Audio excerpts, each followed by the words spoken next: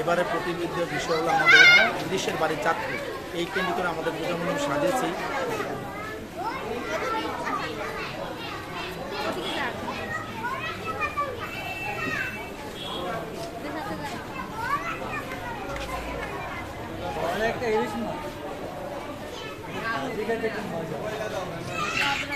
সবাইকে স্বাধীন শুভেচ্ছা থেকে আমরা প্রত্যেক বছর একটা ধর্মীয় আয়োজন করে থাকি।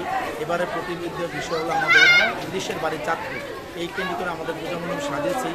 আমরা এদিকে দুইটা জিনিস পড়েছি, একটা হলো নদী বাচুক ইলিশ ফিরুক তার নিজ ঘরে।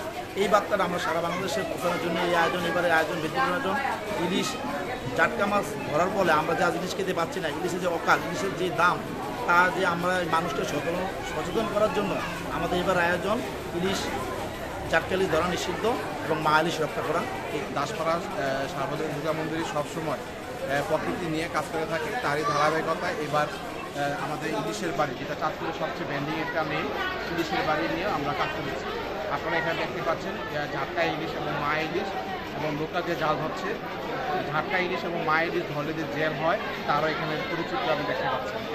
আর এই বিষয়টা করেছেন আমাদের চারুকলার যে ছাত্র দ্বারা আমরা করেছি, তার নাম হচ্ছে জয় ঘোষ। সে এই বিগত 25 দিন আগে এই কাজটা তৈরি করেছেন, এবং এটা করতে আমাদের অনেক অর্থ ব্যয় হয়েছে। এই অর্থটা আমাদের দাসপাড়াবাসী এবং এলাকাবাসী সকলের মিলে এই টাকাটা দিয়ে আমরা এই পূজাটা করে থাকি।